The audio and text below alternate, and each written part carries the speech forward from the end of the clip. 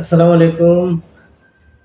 sciatica অথবা PLID prolapse lumber intervertebral disk এই সমস্যা অনেক লোকই ভুগে থাকেন এবং এর থেকে মুক্তি পাওয়াটা খুবই কঠিন। অনেকেই অপারেশন করেও সুস্থ হতে পারেন না। তো এই সমস্যার ক্ষেত্রে আমরা একটু আলোচনা করেছিলাম। এখানে এই সমস্যার ক্ষেত্রে যদি ভালোভাবে ফিজিওথেরাপি চিকিৎসা নিতে পারি আমরা, তাহলে অনেক ক্ষেত্রেই সম্পূর্ণ সুস্থ হওয়া সম্ভব। এবং বেশ কিছু হোম এক্সারসাইজ রয়েছে, যেগুলো যদি আপনি ভালোভাবে করতে পারেন, তাহলেও আপনি অনেকটা ব্যথা থেকে রিলিফ পেতে পারেন এবং আপনি ভালো বোধ করতে পারেন। আসলে আমরা PLID বা sciatica প্রবলেমের ক্ষেত্রে কোন ধরনের হোম এক্সারসাইজ গুলো আমরা করব, আমরা আসলে জেনে নিই এবং আমরা প্র্যাকটিক্যালি সেটা দেখি। আসলে আমরা দেখি PLID বা sciatica প্রবলেমের ক্ষেত্রে আমরা কোন ধরনের হোম এক্সারসাইজ গুলো করব। প্রথমে আমরা হাঁটু ভাঁজ করে বুকের সাথে চাপ দিয়ে দেবো, অপোজিট পায়ে, পরে দুইটা একসঙ্গে জোরে প্রেসার দিবেন।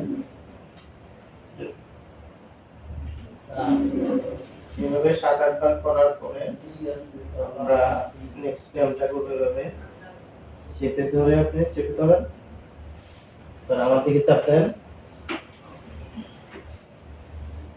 সামনে চাপ দিয়ে दोनों পা জোরে চাপ। এবার নিচে করেন, আরো নিচে নামান, নিচে এদিকে এদিকে। এবার চাপ দেন, এটা দুইটার সঙ্গে এভাবে 7-8 বার করবো। তারপর আমরা নেক্সট ব্যায়ামে যাব। ক্রস লেগ করে এই পাশে চাপ দেন, অপোজিট প্রেসার।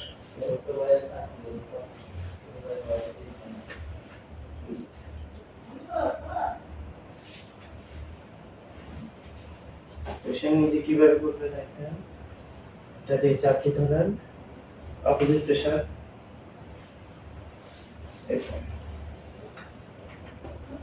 দিয়ে প্রেসার অপোজিট। এইভাবে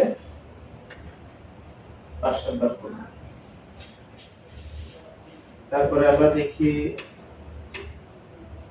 এই সমস্যার ক্ষেত্রে যেটা দেখা যায় যে পেশেন্ট পা উপরে তুলতে পারে না। উপরে তুলতে গেলেই এখানে প্রচন্ড ব্যথা হয় সাইটিকা কম্প্রেশনের কারণে, এবং তুলতে গেলে কম্প্রেশনটা বেশি হয়, তখন পেইনও বেশি হয়।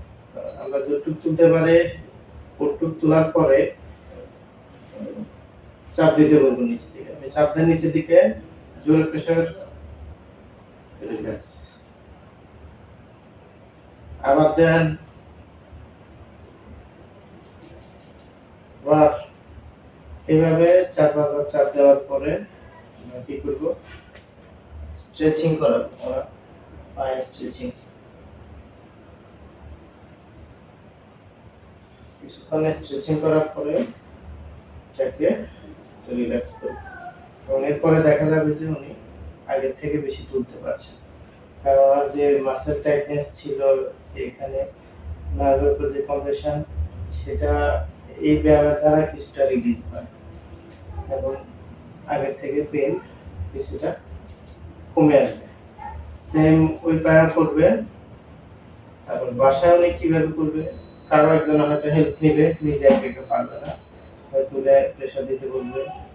এবং এইভাবে স্ট্রেচিংটা কিন্তু উনি নিজেও করতে পারে। এটা গামছা বা একটা কাপড় এভাবে ধরে ওনার হাতে নিয়ে প্রেসার দিতে পারে। আপনি এটা করবেন এবং প্রতিদিন দুবেলা এই ব্যায়ামগুলো করবে অবশ্যই। কিন্তু ওনার যে আমরা কোমরের জন্য যে উপরে শুয়ে ব্যায়ামগুলো করতে বলি, সেই ব্যায়ামগুলো কিন্তু এই অবস্থায় করবে না। এখানে ব্যথা অবস্থায় কিন্তু এই ব্যায়ামগুলো করা যাবে না। করলে কিন্তু পেইন বেড়ে যাওয়ার সম্ভাবনা থাকে। ওই ব্যায়ামগুলা পেইন যখন অনেকটা কমে আসবে, তখনই ওই ব্যায়ামগুলা করতে হবে। তো আমরা আরেকটা বিষয়ে যেটা জানা উচিত সেটা হচ্ছে যখন আপনি ব্যায়াম করার পরে বা ব্যায়াম করতে গেলে পেইন বেড়ে যাচ্ছে, যে সুবিধা না হয়ে উল্টো অসুবিধা হয়। যদি ব্যায়ামটা আপনি ঠিকভাবে না করতে পারেন বা না বুঝতে পারেন তাহলে কিন্তু এই সমস্যা হতে পারে। সেক্ষেত্রে আপনি অবশ্যই একজন বিশেষজ্ঞ ফিজিওথেরাপিস্ট এর পরামর্শ নিয়ে ওনার কাছে ট্রিটমেন্ট করবেন এবং এক্সারসাইজ গুলো শিখে নেবেন। তাহলে অবশ্যই ভালো রেজাল্ট পাবেন। আপনারা এই ব্যায়ামগুলো করে যদি ভালো রেজাল্ট পান তাহলে অবশ্যই কমেন্টে জানাবেন এবং যদি অসুবিধা বোধ করেন সেটা অবশ্যই জানাবেন, তাহলে আমাদের থেকে পরামর্শ নেবেন। ধন্যবাদ। আসসালামু আলাইকুম।